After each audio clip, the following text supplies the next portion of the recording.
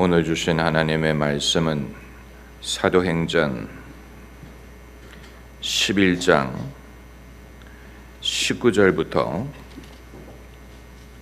25절까지 말씀입니다.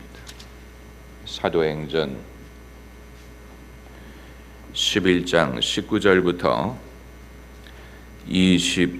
25절까지 함께 봉독하겠습니다. 때 스데반의 일로 일어난 환란을 인하여 흩어진 자들이 베니게와 구브로와 안디옥까지 이르러 도를 유대인에게만 전하는데 그 중에 구브로와 구레네 몇 사람이 안독에 이르러 헬라인에게도 말하여 주 예수를 전파하니 주의 손이 그들과 함께 하심에 수다한 사람이 믿고 주께 돌아오더라. 예루살렘 교회가 이 사람들의 소문을 듣고 바나바를 안디옥까지 보내니 저가 이리로 하나님의 은혜를 보고 기뻐하여 모든 사람에게 굳은 마음으로 주께 붙어 있으라 권하니 바나바는 착한 사람이요 성령과 믿음이 충만한 자라. 이에 큰 무리가 주께 더하더라. 바나바가 사울을 찾으러 다소에 가서 만남에 안디옥에 데리고 와서 둘이 교회에 1년간 모여 있어 큰 무리를 가르쳤고 제자들이 안디옥에서 비로소 그리스도인이라 일컬음을 받게 되었더라. 아멘. 사도의 교회 생활에 대해서 알아보려고 합니다. 사도의 교회 생활이라고 말하면 좀 어폐가 있어 보이지만 사도 바울도 교회를 안 다닐 때가 있었습니다. 바로 고향 다소에 머물고 있었을 때입니다. 그때 교회를 안 다니고 있었음을 어떻게 아느냐? 아직 안디옥에도 교회가 세워지지 않았기 때문입니다. 안디옥에 교회가 세워지기 이전에 다소의 교회가 세워질 리가 없습니다. 그건 마치 맥도날이 대전에 아직 들어오지도 않았는데 온양에 들어올 리가 없는 것과 마찬가지입니다. 복음이 예루살렘에서 오늘 본문에 나온 것처럼 베니게, 구브로 그리고 안디옥에 교회가 세워지고 안디옥에서 처음으로 이방인들 헬라인들에게 복음이 전해지고 그리하여 안디옥 교회는 유대인과 헬라인이 같이 교회를 다니는 국제적인 성격을 가진 교회가 됩니다. 이 시점에 바나바가 사울을 찾으러 그 고향 다소에 가서 찾음에 그를 데리고 안디옥에 왔다고 했습니다. 바나바가 바울을 찾으러 갔다는 말은 그동안에 연락이 없었다는 말입니다. 바울이 다소에 몇 년 동안 머물고 있었는지는 우리가 알 수 없습니다. 그러나 상당 기간이 되었을 수 있습니다. 왜냐하면 원래 바울이 예루살렘에를 가서 예루살렘 교회를 다니고 예루살렘의 사도들을 사귀고자 했는데 사도들이 그를 믿어주지 않았다고 했고 그리고 예루살렘에서 바울이 유대인들에게 예수님이 그리스도이신 것을 증명하려고 했는데 그의 열정이 지나쳐서 유대인들이 바울을 미워하고 바울을 죽이려고 성문에서 기다리고 있었다고 했습니다. 그리하여 바울이 많은 기대를 가지고 예루살렘을 찾아갔지만 사도들도 그를 믿어주지 않았고 그리고 그의 그 열정적인 전도도 효과를 얻지 못했으니 사도 바울은 예루살렘을 찾아간 그 목적이 실패한 것이나 마찬가지입니다. 그리고 바울은 예루살렘에서 환영받지 못하는 사람이 되었습니다. 이걸 외교 언어로 퍼소나 non grata라고 부릅니다. 환영받지 못하는 사람은 보통 추방당하지요. 마찬가지로 형제들이 바울을 고향으로 돌려보냈다고 했습니다. 옛말에 말은 제주도로 보내고 사람은 서울로 보내라 라고 했는데, 사람이 무슨 활동을 크게 하려면 예루살렘을 가야 되는데 고향 시골 다소로 보냈다는 말은 그의 활동을 정지시켰다는 말과 마찬가지입니다. 그렇기 때문에 바울이 고향 다소에 가 있는 동안에, 그 기간이 얼마나 길었는지는 우리가 알 수 없지만 다소에 교회가 있지 않았기 때문에 바울은 그 기간 동안 교회를 출석하지 않았을 것입니다. 사람이 교회를 다녀야만 기독교인이 될 수 있느냐? 기독교인은 반드시 교회를 출석을 해야 신앙생활을 할 수 있는 것이냐? 이것은 중요한 문제예요. 중요한 질문이에요. 적어도 성경에 등장하는 기독교인들은 다 교회에 적을 두고 있었고 교회에 충성을 했고 교회에서 중요한 역할을 담당하고 있었습니다. 적어도 신약 성경에서는 기독교 신앙과 교회를 떼어서 생각하지 않았습니다.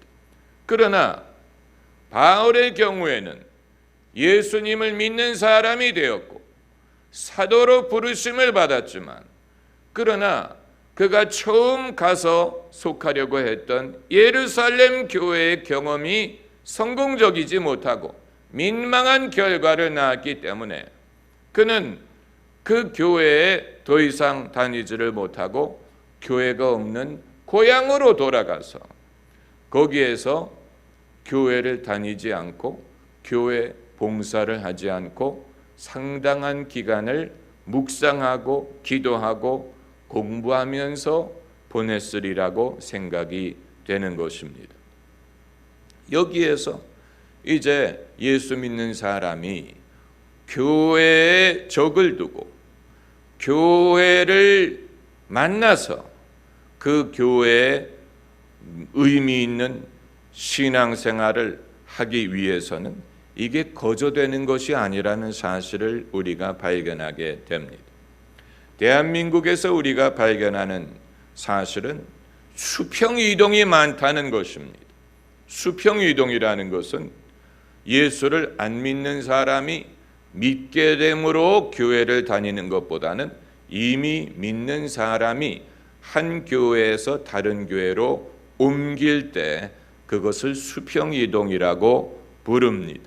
대한민국의 교회 숫자가 많은 것이 수평이동을 훨씬 더 가능하게 하고, 그리고 수평이동을 많이 하려고 하기 때문에 교회 숫자가 많아지는 면도 있을 것입니다. 적어도 이 유럽에서는 옛날의 전통적인 교회의 전통은 사람마다 자기가 속한 교구가 있었죠. 페리시라고 그것을 불렀는데, 자기가 그 교구에서 태어나 출생신고를 하고 그 교구에서 결혼식을 올리고 그리고 그 교구에서 장례를 치러주고, 사람이 마치 호적을 떼는 것처럼 교구에 소속된 것이 그 사람의 기록인 그런 때가 있었죠. 그러나 그때는 이미 옛날에 지나갔습니다. 왜냐하면 더 이상 사람들이 자기가 태어난 고향에 머물어서 거기서 직업을 다니고 교회를 다니고 그렇게 하는 게 아니고 도시로 옮겨오고 이사하고 옮겨 다니기 때문에 더 이상 옛날식으로 무슨 호적에 머무는 것처럼 태어난 그 교구에 머물지 않지요. 그렇기 때문에 교회 제도라는 것은 이미 오래전에 끝난 것입니다. 아마도 교회 출석률이 현저하게 줄어들게 된 이유 중에 하나는 교구라는 제도가 없어지면서 이제는 사람들이 자기가 어느 교회에 속해야 될지를 알기가 어려워지고, 그리고 대도시로 이주한 사람들이 대도시에서 자기가 어느 교회를 다녀야 될지, 새롭게 어느 교회에 소속돼야 될지를 알지 못한다면 누군가가 그 사람을 끌어주기 전에는 자기가 스스로 교회를 찾아갈 사람은 극히 드물 것입니다. 그러니까 여러분, 교회는 사도 바울의 경우에도 자기가 안디옥 교회를 찾아간 게 아니고 이미 한 번 되었기 때문에 예루살렘 교회를 찾아갔다가 민망한 경험을 한 경험이 있기 때문에 이제는 바나바가 바울을 이끌어줘야 될 필요가 있었던 것입니다. 사도라 할지라도 자기가 임의로 적을 교회를 정할 수가 없었고, 바나바가 바울을 데리러 가서 그를 안디옥으로 이끌어오고, 그리고 안디옥에서 사도 바울이 비로소 사역을 시작할 수 있는 기회를 열어주었습니다. 그래서 오늘 본문을 보면 바나바와 사울이 안디옥에서 1년을 가르쳤고, 안디옥에서 예수 믿는 자들이 그리스도인이라 부름을 받게 되었다고 했습니다. 그렇기 때문에 여기에서 이제 우리가 발견하는 교회 생활의 원리는, 첫째는 누군가가 끌어줘야 된다는 사실. 사람이 자기 스스로 자기 발로 교회를 찾아갈 때도 있죠. 그런 건 위대한 것입니다. 성령이 인도하시는 것입니다. 그러나 모든 사람이 그렇게 할 수 있는 건 아니에요. 왜냐하면 교회도 사람들의 모임인데 내가 전혀 아는 사람도 없고 친한 사람도 없고 마음을 붙일 데도 없는 교회라면 어떻게 거기를 가서 내 교회를 삼을 수 있겠습니까? 그러니까 나를 알고 나도 그 사람을 알고 내가 신뢰할 만한 사람이 이끌어줘야 됩니다. 누군가가 내 손을 잡고 이번 주일날 교회에서 만나자, 교회 끝나고 같이 식사를 하자, 내가 소개할 사람이 있다, 이런 식으로 내가 목사님께 소개를 해드리겠다, 같이 옛날에 학교 다니던 친구들이 교회를 다닌다, 이런 식으로 끌어줘야 될 필요가 있고, 그러다 보니까 사람과 교회가 서로 맞는 부분이 있어야 됩니다. 사도 바울에게는 예루살렘 교회가 교회 중에 어머니와 같은 교회이지만 바울을 받아줄 만한 틈이 없었어요. 바울이 거기에 끼일 만한 틈이 없었어요. 바울은 예루살렘 교회에 끼려고 했어요. 근데 끼워주지를 않았어요. 이건 누구의 잘못이라고 말할 수는 없습니다. 끼워주려면 바울을 신뢰해야 되는데 바울은 아직 신뢰할 만한 그런 짬밥이 없어요. 짬밥을 먹지 않았어요. 신뢰를 얻으려면 당장 내 말로만 신뢰를 얻을 수 있는 게 아니고 두고두고 그 사람의 신앙을 지켜봐야 됩니다. 사도 바울이 그냥 자기 입으로 예수님이 나타나셨다느니, 내가 사도로 부르심을 받았다느니, 이제는 내가 예수님을 믿는다느니 그 말의 고백만으로 어떻게 그를 신뢰할 수 있겠습니까? 지켜봐야죠. 나무를 무엇으로 압니까? 열매로 안다고 했어요. 마찬가지로 정말 바울이 예수님의 사람이 되었는지, 정말 바울에게 소명이 있는지, 정말 바울이 주의 종으로 부름을 받았는지 하는 것은 지켜봐야 됩니다. 지켜봐야 돼요. 그냥 그 사람의 말로 믿을 수 있는 게 아니에요. 제가 LA에 있을 때 LA의 한인타운이 얼마나 큽니까? 미국에 사는 한인 중에 제일 많이 한국 사람이 모여 사는 데가 남가주 LA 아닙니까? 그런데 그때 LA에 목회를 하지 않는 목사가 1000명이 있다 그랬어요. 그러니까 한국에서 목사 안수를 받고 온 분들인지 미국에 와서 받은 것인지는 알 수 없지만 그냥 자기가 왕년에 목회를 했다라고 주장을 하는 것만으로 과연 그분이 어떤 목사님인지, 얼마나 신실한 분인지, 과거의 경력이 어떠했는지를 알 도리가 없는 것입니다. 그런 식으로 목사 안수를 받았지만 목회를 하지 않는 목사가 LA에 1000명이나 있다고 했는데, 그 사람의 입으로 말하는 것만으로는 그 사람을 알 수가 없는 것이죠. 사도 바울도 마찬가지.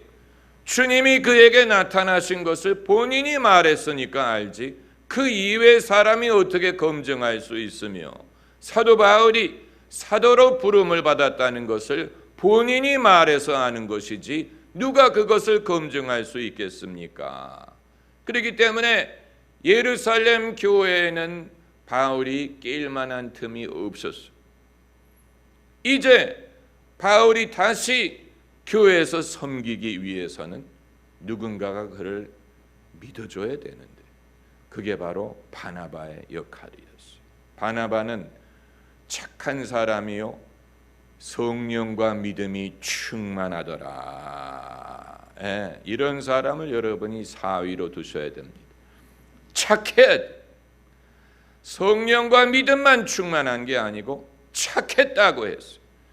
그 바나바, 원래 그의 이름은 요셉인데 위로를 잘한다고 해서 위로의 아버지라는 뜻으로 바나바라는 이름을 받게 되었으니 얼마나 대단한 사람입니까? 바나바는 그의 별명이 위로의 아버지라는 별명이, 바나바와 같은 위로의 아버지가 있었기 때문에 귀양을 간 바울을 안디옥 교회로 데리고 올 수 있었고, 그리고 안디옥에서 비로소 바울이 뭐라고 부름을 받게 되었냐면 선지자와 교사라고 부름을 받게 됐습니다. 이후에 사도행전 13장을 보면 안디옥에 선지자와 교사가 있으니 하고 5명의 이름을 열거하는데 그 중에 바나바와 바울이 등장을 합니다. 그러니까 비록 사도로 부름을 받았지만 처음부터 사도라고 부른 게 아니에요. 처음에는 선지자와 교사라고 불렀어요. 선지자와 교사만 해도 어디입니까? 선지자와 교사만 해도 어디? 오늘날 우리가 필요로 하는 것이 선지자와 교사들이에요. 그리고 이후에 바울이 이방인 선교를 하면서 그때부터 사도라고 불리게 되고, 본인도 스스로를 사도로 소개를 하고 사도로서의 역량과 권위를 갖게 되었죠. 그러나 처음부터 그렇게 된 것은 아닙니다. 여러분, 섬김이라는 것은, 사역이라는 것은 그 사람이 얼마만큼의 은사가 있고 그 사람이 얼마만큼의 능력이 있느냐에 좌우되는 게 아니고, 사람들이 그 사람을 신뢰하고 섬겨달라는 암묵적인 동의가 있어야 됩니다. 아주 중요한 것입니다. 베드로가 베드로이지만 고넬료가 부르기 전에는 그 집에 가지 않았어요. 고넬료가 정성스럽게 초청을 했어요. 우리 집에 와서 생명의 말씀을 전해달라. 하나님이 당신을 통해 어떤 말씀을 주시든지 우리는 기다립니다. 그제서야 베드로가 사도적인 권위로 복음을 전할 수 있는 문이 열린 것입니다. 그러니까 양이 허락을 해줘야 됩니다. 양이 요청을 해야 됩니다. 하나님이 당신을 통해 우리에게 은혜 주실 줄을 우리는 믿는다. 하나님이 당신을 통해 우리에게 구원을 주실 줄을 믿는다. 하나님이 당신을 통해 말씀하실 줄을 우리는 믿는다. 우리는 당신을 환영한다. 허용을 해줘야 돼. 그래야 비로소 하나님이 그 사람에게 주신 은사를 사용할 수가 있는 것입니다. 그 전에는 그렇게 할 수가 없어. 그래서 많은 경우에 이런 은사 저런 은사가 있는 사역자라고 하더라도 성도들이 그것을 알고 거기에 대해서 마음을 열고 허용을 하기 전까지는 그걸 강제적으로 사용을 할 수 있는 게 아니에요. 강제적으로 하다가는 부작용이 생기고 민망한 상황이 발생을 합니다. 사도 바울이 예루살렘에서 민망한 일을 경험한 것처럼 사람들이 그것을 원해야 됩니다. 다 알 수는 없겠죠. 하나님이 저 사람에게 어떤 능력을 주셨는지 다 알 수는 없을지라도, 그러나 우리는 당신을 신뢰한다. 당신이 우리의 목자가 되주기를 원한다. 이런 동의가 있어야, 성령도 그제서야 당신이 뜻하시는 이 일을 주의 종을 통해서 하실 수가 있는 것입니다. 그러니까 서로가 서로를 어느 정도는 알고 사귀고 교류하고 신뢰해야 됩니다. 그것이 없는 상황에서 억지로 내가 갖고 있는 은사를 보여주려고 하다가는 사람들이 그것을 원하지도 않았거니와 또 허락하지도 않았고, 그렇기 때문에 그것은 이 질서를 어기는 일이 될 수 있습니다. 그러니까 사람이 하나님에게 능력을 받아야 되는 것뿐만이 아니고 사람들에게 신뢰를 받는 것이 중요합니다. 사람들에게 신뢰를 얻고 사람들이 저분은 정말 하나님의 사람이야. 저분이 갖고 있는 은사는 정말 하나님으로부터 온 거야. 그것이 우리는 필요해. 이게 필요합니다. 여러분, 신앙의 지도자가 되기 위해서는 고넬료가 신앙의 지도자였지. 그가 베드로의 신방을 청했지만 고넬료 자신이 신앙적인 지도자 역할을 했기 때문에 일가 친척을 모아놓을 수가 있었던, 일가 친척이 고넬료를 신뢰했어요. 그만큼 신망이 있었어요. 아직 복음을 들을 기회가 없었다는 것뿐이지 고넬료는 이미 상당한 신뢰를 받고 사람들이 그를 따르고 사람들을 모을 수 있는 능력이 있었어요. 그러니까 고넬료가 자기의 일가 친척, 자기가 아끼는 사람들이 은혜를 받게 하기 위해서 그가 해야 될 일은 베드로가 누구인지를 알고 베드로를 환영하고 베드로를 받아주고 베드로가 하나님의 일을 할 수 있도록 허용을 해주는 역할을 할 필요가 있었다는 것입니다. 여러분, 이것은 상당히 중요합니다. 만일 고넬료가 베드로의 신방을 부탁하기는 했지만 자기 일가 친척들에게 베드로가 어떤 사람인지를 충분히 설명하지 않고 그 일가 친척이 베드로를 영적으로 신뢰하도록 미리 준비 작업을 하지 않았다면 베드로가 찾아왔을 때 성령을 그들이 받을 만큼 영적인 준비가 되지 않았을 것입니다. 그들은 뭔가 어색해하고 뭔가 경계하는 마음을 가지고 또 베드로가 그들과 마음이 통하는 데 상당히 어려움을 겪었을 것입니다. 하지만 이미 고넬료가 충분히 내가 초청하는 사람은 너희도 다 신뢰할 수 있다. 내가 초청하는 사람은 하나님의 인도를 받아서 초청한 것이다. 하나님이 이렇게 인도하신 것이다. 하나님이 우리에게 은혜를 주실 것이다 라고 설득을 했기 때문에 베드로가 와서 처음 본 사람들, 처음 본 이방인들, 한 번도 본 적이 없는 이방인들에게 예수님의 복음을 전하기 시작하는데 베드로가 아직 말을 할 때 성령이 임하셨으니, 성령이 성미가 급하신 것입니까? 아니면 그 성도들이 성미가 급한 것입니까? 둘 다 성미가 급한 거예요. 성령도 은혜를 주시고 싶어서 성미가 급하시고, 그 성도들도 은혜를 받을 준비가 너무 돼 있어서 베드로 이제 don't speak, 더 이상 말하지 않아도 우리는 믿는다.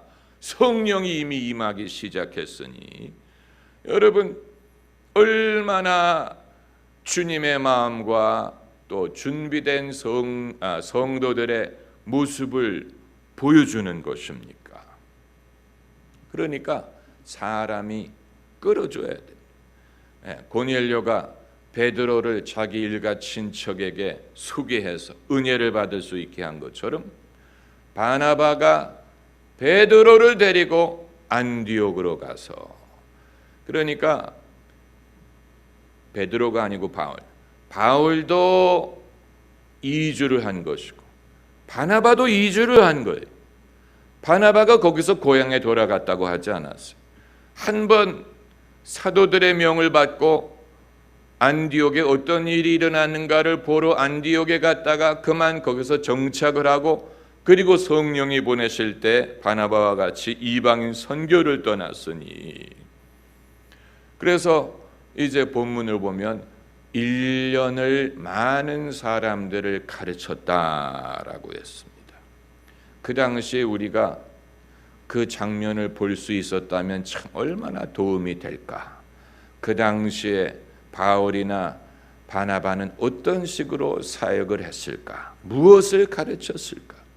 어떤 성경을 본문으로 해서 가르쳤을까? 아직 신약 성경이 등장하기 이전인데 어떤 성경 구절을 가지고 특별히 이방인들에게, 구약의 전통이 없는 이방인들에게 어떻게 예수 그리스도의 복음을 가르쳤을까? 정말로 신기한 것이죠. 우리가 그걸 볼 수 있었다면 얼마나 도움이 되겠습니까? 상상할 수밖에 없죠. 상상할 수밖에 없어요. 한 가지 분명한 것은 사도로 부름을 받은 사람이라도 처음부터 사도의 대접을 기대할 수 있는 게 아니고, 섬기는 일은 작은 일서부터 시작하는 것입니다. 작은 일부터 시작을 해서 의자 세팅하고 또 간식 챙기고 또 음향장치 세팅하고, 그리고 성도들을 벤차에 태우고 교회로 데리고 오고 끝나면 집에 데려다주고, 이런 일부터 하면서 사역의 경력이 붙는 것입니다. 처음부터 나는 사도니까 나는 가르치기만 하고 그 이외의 일은 다 남들이 하면 돼, 이게 아니에요. 처음부터 작은 일부터 다 해버릇해야 돼. 그러면서 배우는 것입니다. 마치 장교가 처음부터 장교가 아니고 사병에서부터 장교로 진급한 사람들은 사병들이 겪는 이 일을 다 알기 때문에 그들을 도울 수가 있죠. 처음부터 장교만 한 사람은 사병의 입장을 이해를 할 수가 없죠. 마찬가지로 하나님의 일도 사도로 부름을 받았다고 할지라도 작은 일서부터 해버릇해야 됩니다. 제가 LA에서 전도사를 할 때 교회 벤차를 몰고 그 동네를 돌면서 학생들을 픽업을 해서 교회로 데리고 와서 예배를 인도를 하고, 그리고 다시 벤차에 태워서 집에 데려다 줍니다. 끝나고 집에 돌아가면 밤 11시가 되고 그래요. 그런데 그렇게 하니까 학생들과 친해지고 또 양을 데리고 오는 즐거움을 알게 되고, 그러면서 이 목자가 양을 먹이는 법을 배우게 된 것입니다. 사람을 모으는 것이 이런 것이구나. 목자가 양이 있어야 되는구나. 양을 필요로 하는구나. 양을 이런 식으로 데리고 오는 것이구나. 그냥 남들이 데려올 줄로 기대하고 나는 가르치기만 할 수 있는 게 아니에요. 내가 가르칠 수 있는 사람이 있으려면 내가 데리고 와야 돼. 데리고 와서 우리가 예배를 드리니까 찬양 모임이 있으니까 와라. 내가 데리러 가겠다. 데리고 와야 가르칠 수 있는 게 아닙니까? 그리고 이제 나중에 성장을 하면 남들이 데리고 오더라도 처음에는 할 사람이 없으면 내가 해야 돼. 음향장치 켜고 조명 켜고 에어컨 켜고 또 찬양 콘티를 준비하고 찬양 인도를 하고 설교를 하고 다 해야 됩니다. 다 해봐야 교회 사역이라는 것이 어떤 것인지, 교회 섬김이라는 것이 어떤 것인지를 알게 되고 숙련된 일꾼이 되고 그리고 남들을 가르칠 수도 있게 되는 것입니다. 할렐루야. 기도하십시다. 할렐루야.